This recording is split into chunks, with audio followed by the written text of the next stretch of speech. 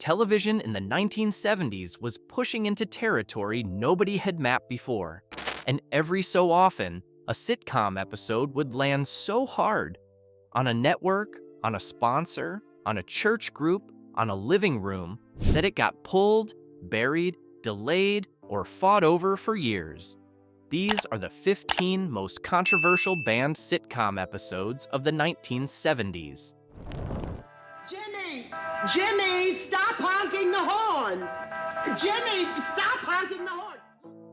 Number 15, Maude's Dilemma, Maude, 1972. Before most of America had even processed the phrase primetime sitcom, Maude arrived in September 1972 as a spin-off of All in the Family, starring B. Arthur as the sharp, loud, and unapologetically opinionated Maude Findlay. Just 2 months into its first season, the show aired an episode, a two-parter, that stopped the country cold. Maude's Dilemma aired on November 14th and November 21st, 1972. In it, Maude discovers she is pregnant at 47 years old. After wrestling with the decision together with her husband Walter and her daughter Carol, she chooses to have an abortion. The story was set in Tuckahoe, New York, where abortion had been legal since 1970. Nationwide legalization under Roe v. Wade was still 2 months away when the episode first aired. 2 CBS affiliates, one in Champaign and one in Peoria, Illinois, refused to air it during the first broadcast. The show drew about 7,000 protest letters to the network. CBS stuck with it, and the initial reaction, while loud, was manageable. Then came the summer rerun. By August 1973, after Roe v. Wade had reshaped the national conversation, the United States Catholic Conference organized a full-scale campaign against the episodes being re-aired. Nearly 40 CBS affiliates refused to run the rerun. Every corporate sponsor pulled its advertising. CBS aired both episodes without a single paid commercial spot. Despite all of it, roughly 65 million viewers saw one or both parts. The episode had been written by Susan Harris, the same writer who later created The Golden Girls. Norman Lear later said that CBS's initial response to the script idea was, in his words, "You're out of your mind." He made it anyway. Daddy, there's nothing wrong with what I did. I posed for Zabo in the nude. Oh, sure. Number 14, Gloria the Victim, All in the Family, 1973. All in the Family had been breaking ground since the moment it premiered in January 1971, with a disclaimer running ahead of the episode warning viewers that the show intended to shed a humorous spotlight on human prejudices. But even for a show built around provocation, Gloria the Victim, which aired on February 17, 1973 in Season 3, was something else. In this episode, Gloria is almost raped while walking home from work. The story didn't treat the assault as a punchline or a dramatic detour. It placed the Bunker family directly inside a conversation about sexual violence, victim blaming, and the way women were expected to remain silent after being attacked. The episode was one of the first times an American network sitcom had addressed rape at all, let alone as a sustained storyline with consequences. CBS received significant protest mail. Some viewers were outraged that a comedy program was touching the subject at all. Others wrote in to say the show had given them language for experiences they had never been able to discuss. The episode didn't air without issue in syndication, and in several markets, it was either delayed or quietly scheduled at late-night hours where it would find a smaller audience. Norman Lear later referenced this episode when explaining why, 4 seasons later, he returned to the subject with even greater directness in Edith's 50th birthday. He come into the house and he tried to... Your mother. He tried to rape her? Number 13, Edith's 50th birthday, All in the Family, 1977. 4 years after Gloria the Victim, All in the Family returned to the subject of sexual assault with an episode that Norman Lear later described as producing the single loudest audience reaction in the entire 9-season run of the show. Edith's 50th birthday aired on October 16, 1977, as a 1-hour special, the 4th and 5th episodes of Season 8. In it, Edith Bunker is left alone at home while her family prepares a surprise party next door. A man posing as a police detective enters, reveals himself as a rapist, and attempts to assault her. Edith manages to shove a burning cake into his face and escape. The second part deals with the aftermath, Edith's trauma, the family's response, and the difficulty of convincing her to identify her attacker. The episode was written by Bob Schiller and Bob Weisskopf, and Lear brought in Gail Abarbanel, the founder and director of the Rape Treatment Center at Santa Monica Hospital, as a consultant to ensure the portrayal was accurate to what survivors actually experienced. Lear screened the episode in advance for police departments and hospitals across the country. CBS switchboards were overwhelmed after it aired. Some viewers called the subject matter inappropriate for a comedy format. Others, including law enforcement agencies and rape crisis centers, used the episode in training and support sessions for years afterward. The New York Police Department screened it as part of education on how women experience assault. TV Guide later ranked it among the 100 most memorable moments in television history at number 64. Actor David Dukes, who played the would-be attacker, received death threats from some viewers for years following the broadcast. Norman Lear said in a 2017 interview with The Hollywood Reporter that Gail Abarbanel's work as a consultant on the episode led directly to the opening of the Rape Treatment Center in Santa Monica. It was the episode that, in his own words, produced the single loudest audience response in the show's 9-season history. When Edith shoved the burning cake into her attacker's face and ran out the front door, the studio audience erupted. The scene had been filmed in a single take to preserve its authenticity, and Jean Stapleton's performance, wholly unlike anything she had been asked to do in 7 previous seasons, shifted how audiences understood the character permanently. Washington Post critic Tom Shales called the episode heartbreaking the night it aired. Well, I'm late. I gotta go change, so you won't hear the word animal. Out of me. Number 12. Soap premiere. Soap, 1977. No television series in the 1970s generated more protest before a single episode had even aired than Soap. Created by Susan Harris and produced by Whit/Thomas/Harris for ABC, the show was a primetime parody of daytime soap operas. It premiered on September 13, 1977. In early March 1977, ABC screened the first 2 episodes for executives at its 195 affiliate stations. The reaction was immediate. Several affiliates described the show as unfit for television. A June 1977 Newsweek preview, written without the writer having actually seen the pilot, described it as a sex farce and included an inaccurate claim that a Catholic priest was seduced in a confessional. The false report spread quickly, and within days, religious organizations across the country had organized against the show. The National Council of Churches, the Southern Baptist Convention's Christian Life Commission, and the United States Catholic Conference all called for boycotts. Sponsors began pulling out. OBC dropped its advertising rate from $75,000 per spot to $40,000 just to fill the time slot. By the night of the premiere, 18 of ABC's 195 affiliates had refused to air the program. 2 more dropped out the following week.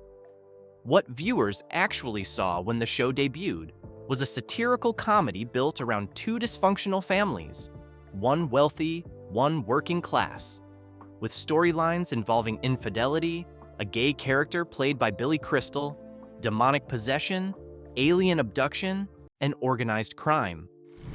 ABC added the first viewer discretion advised warning in U.S. network television history ahead of the premiere. The protests didn't stop the show. Soap ranked 13th in the Nielsen ratings for its first season and ran for 4 seasons, ending in 1981. In 80 years, and you're telling me I don't know her? Come on, you guys. I'm overheating. Number 11. Chico and the Man. Freddie Prinze episodes. 1977. Chico and the Man premiered on NBC in September 1974 and immediately became the third highest-rated show on American television that season, behind only All in the Family and Sanford and Son. The show starred Jack Albertson as Ed Brown, a grumpy garage owner in East Los Angeles, and Freddie Prinze as Chico Rodriguez, the young Chicano man who worked for him. It was one of the first American network sitcoms to feature a Latino lead. The show's trajectory changed permanently on January 28, 1977, when Freddie Prinze died by suicide at the age of 22. The episodes that aired in the weeks immediately before and after his death, which the network had already produced, became the subject of intense debate among NBC affiliates, sponsors, and grieving viewers across the country. Several affiliates refused to air the posthumous episodes featuring Prinze, arguing that broadcasting them so soon after his death was exploitative and potentially harmful to young viewers. Some stations that did air the episodes moved them to late-night time slots. NBC faced pressure from multiple directions. Advocates for suicide prevention who felt the show's continued broadcast glamorized the circumstances, and loyal viewers who wanted to watch. The episodes in question weren't formally banned by NBC itself, but the pattern of affiliate refusals and delayed broadcasts in major markets effectively kept them from reaching large portions of their intended audience. Chico and the Man continued for 2 more seasons with a different young character filling the role, but it never recovered its original energy or ratings. We were out to lunch. Steve, no one, even when he knows the date of his death. Number 10. Marcus Welby, M.D., The Other Martin Loring, 1973, and The Outrage, 1974. Marcus Welby, M.D. was primarily a drama rather than a sitcom, but its relationship to the decade's censorship battles was significant enough, and its impact on what sitcoms were later permitted to address so direct that it belongs in any honest account of what television in the 1970s was fighting over. In 1973, the episode The Other Martin Loring depicted a man struggling with homosexuality. Gay advocacy groups mounted one of the first organized television protests in American history, arguing that the portrayal framed homosexuality as an illness requiring treatment. The Gay Media Task Force, working alongside other organizations, contacted affiliates and sponsors directly. The following year, the episode The Outrage depicted a teenage boy who had been sexually assaulted. The Gay Media Task Force objected that the episode again connected homosexuality with predatory behavior. Demonstrations were held outside ABC affiliates in multiple cities. Sponsors were pressured. Some stations delayed or declined to air the episodes. The protests against these episodes were among the first successful organized campaigns to pressure a television network over the depiction of gay characters. They directly influenced how ABC's Standards and Practices Department began reviewing scripts in the years that followed, including the notes they sent to Susan Harris when Soap was in development. Anything, Joe? Nothing new. They say it'd take about 4 or 5 hours before they can tell us anything more. Number 9. Policewoman. Flowers of Evil, 1974. Policewoman premiered on NBC in September 1974, starring Angie Dickinson as Sergeant Pepper Anderson, one of the first female leads in an American crime drama. The show ran for 4 seasons and was generally regarded as progressive for its time. In November 1974, the episode Flowers of Evil aired and immediately drew protest from the Gay Media Task Force and affiliated organizations. The episode depicted 3 lesbian women who ran a rest home and were murdering elderly residents. Gay advocacy groups argued that the episode equated homosexuality with violent criminality and demanded that NBC pull it from reruns. NBC refused initially, but the Sustained campaign, which included direct outreach to affiliates and sponsors, eventually resulted in the network agreeing not to re-air the episode in its original form. Flowers of Evil became one of the first episodes of an American television drama to be effectively removed from rerun rotation as a direct result of pressure from a gay advocacy organization. The episode is rarely discussed in histories of Policewoman, but features prominently in the broader story of how LGBTQ+ groups began asserting their right to challenge network television content in the 1970s. Kindness and understanding. Yeah, you're right, Weave. Look, Helen, I'm sorry your old man dumped. Number 8. The Jeffersons. Interracial marriage storylines, 1975 to 1979. The Jeffersons debuted on CBS on January 18, 1975, as a spin-off of All in the Family, following the Bunkers' black neighbors George and Louise Jefferson as they moved on up to a luxury Manhattan apartment.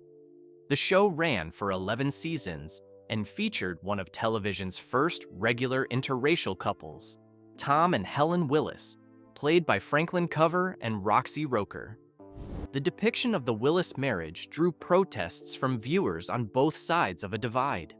Some CBS affiliates, particularly in southern states, refused to carry certain episodes featuring the interracial couple in domestic settings, especially those depicting physical affection between the couple or their mixed-race daughter, Jenny. Affiliates that did air these episodes sometimes received organized letter-writing campaigns demanding the storylines be dropped. At the same time, some black viewers and civil rights organizations expressed concern that George Jefferson's bigotry toward the interracial couple was given too many punchlines without enough consequence. CBS received correspondence demanding that the show either drop the Willis characters or reconfigure how they were portrayed. Norman Lear and the show's producers held the line on both fronts. The Willis marriage remained a central part of the show's fabric through its entire run. Roxy Roker, who played Helen Willis, was herself in an interracial marriage in real life with musician Cy Kravitz. Their son is musician Lenny Kravitz.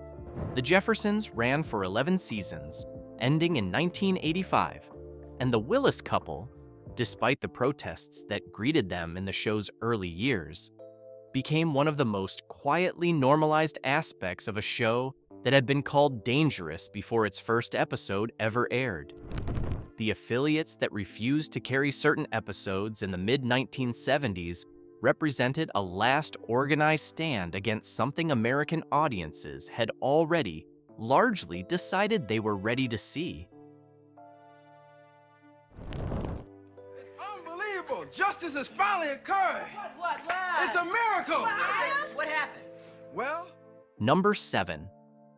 Good Times. JJ's character and violent storylines, 1974 to 1979. Good Times premiered on CBS on February 8, 1974, and was the first American sitcom to feature a 2-parent African-American family in an urban public housing setting. Created by Eric Monti and Mike Evans, and produced by Norman Lear, the show starred Esther Rolle as Florida Evans and John Amos as her husband, James. From relatively early in the show's run, controversy developed from an unexpected direction.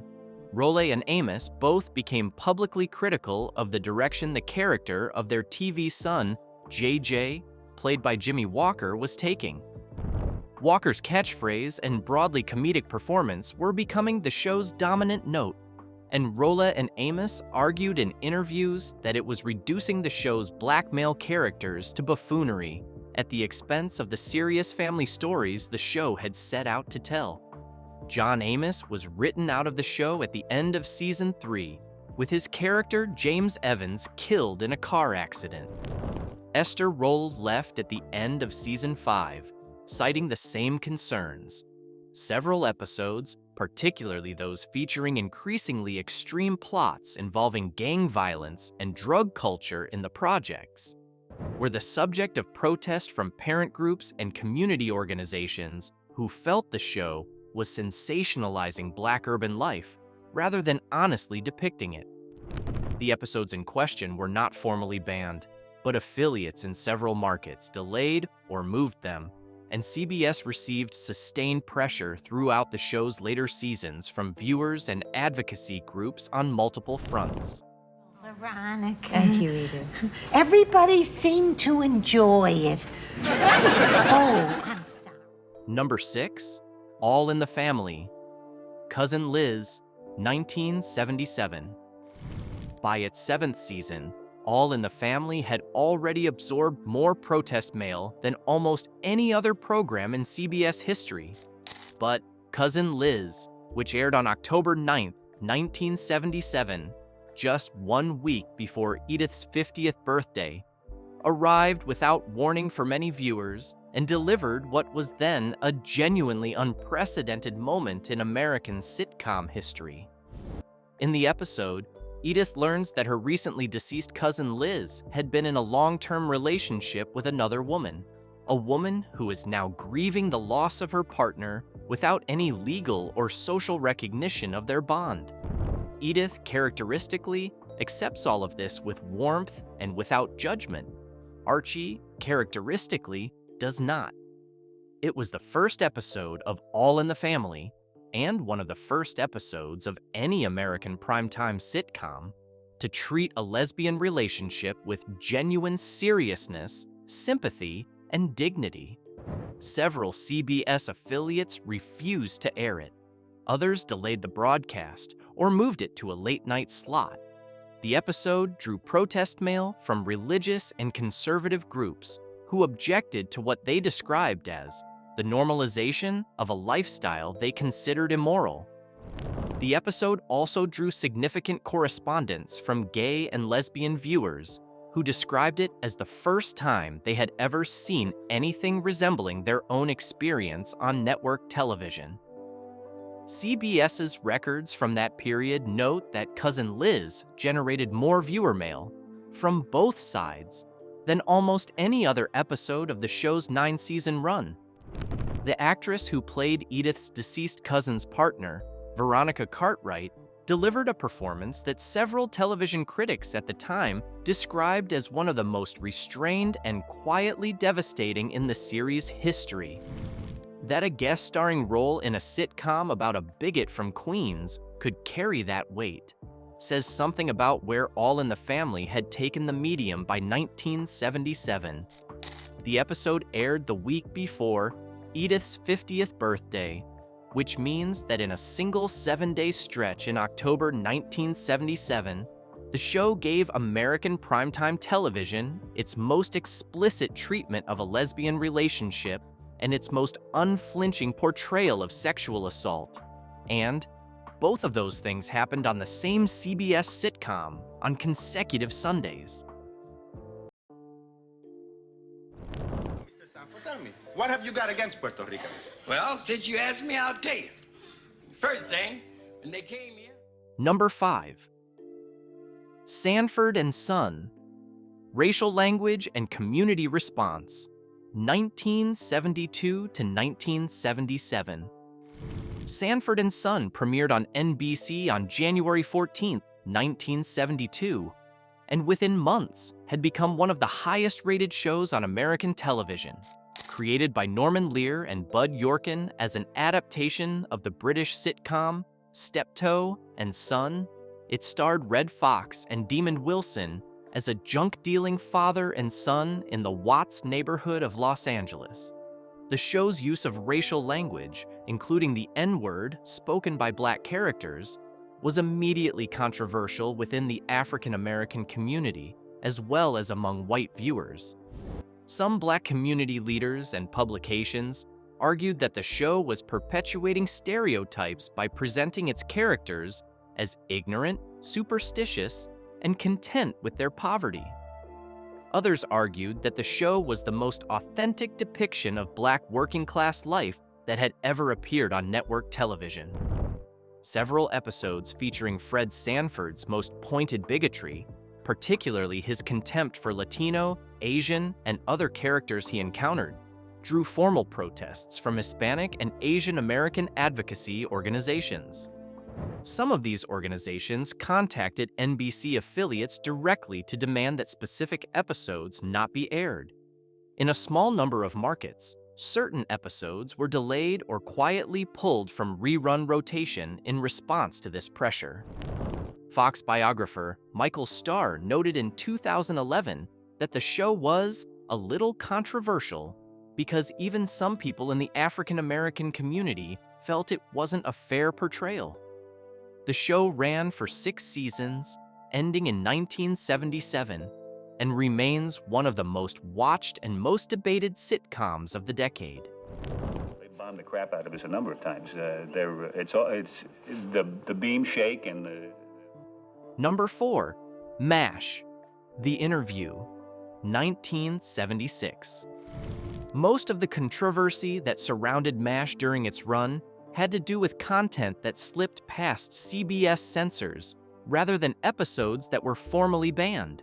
But The Interview, which aired on February 24, 1976, as the final episode of Season 4, generated a different kind of debate, one about whether a sitcom had the right to stop being funny.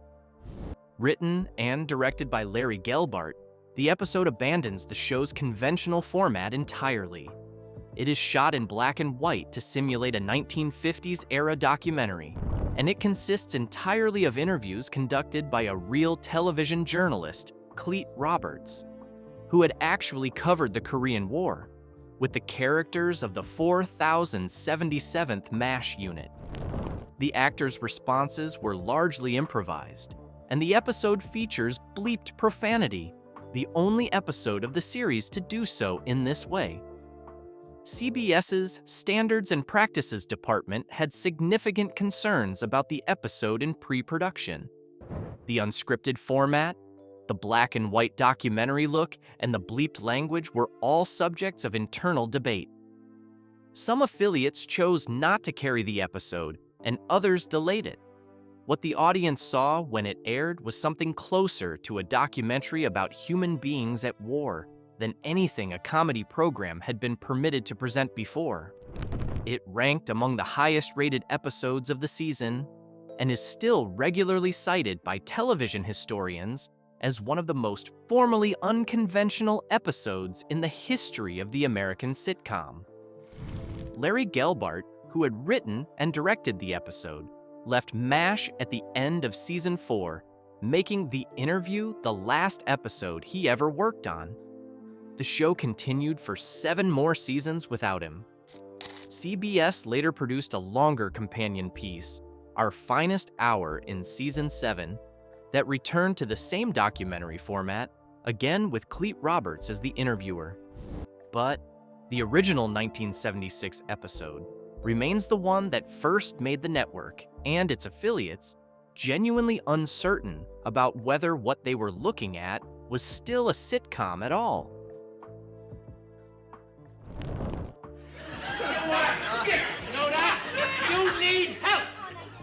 Number 3, All in the Family, Judging Books by Covers, 1971. The premiere season of All in the Family was itself effectively an extended act of provocation. But Judging Books by Covers, which aired on February 9, 1971, just 4 weeks into the show's run, delivered one of the season's sharpest moments. In this episode, Archie becomes convinced that his son-in-law Mike's friend Roger is gay, based entirely on Roger's manner and appearance. He is wrong. Roger is not gay. The actual revelation? That a man Archie has always respected is gay, while the man he suspected is not, lands as a direct rebuke of everything Archie's assumptions are built on. CBS received protest mail from viewers who objected to homosexuality being discussed at all in prime time. Some affiliates delayed or skipped the rerun. At the same time, gay advocacy organizations noted that even this relatively sympathetic handling of the subject still treated homosexuality as a punchline to be delivered at Archie's expense. The episode is significant partly because it aired at all. All in the Family was in its 4th week of broadcast, still largely unproven in the ratings. The willingness to address gay identity in a primetime network sitcom in February 1971 was, by any measure of that era, extraordinary. Give me another cup, please, and this time don't put anything in it.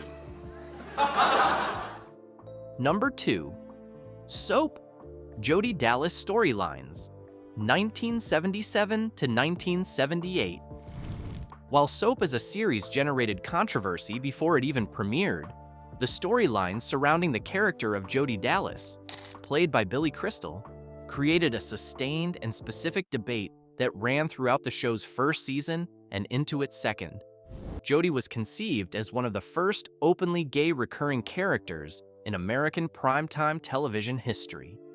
In the original script, the character was also intended to have a sex change operation. A BC's Standards and Practices Department instructed creator Susan Harris to remove the sex change storyline and to ensure that Jodie's relationship with his boyfriend Dennis could not be depicted as either explicit or intimate. In practice, this meant the two characters were not permitted to touch on screen. At the same time, both conservative religious groups and gay advocacy organizations objected to the character, though for opposite reasons. Religious groups saw any positive depiction of a gay character as unacceptable for primetime television.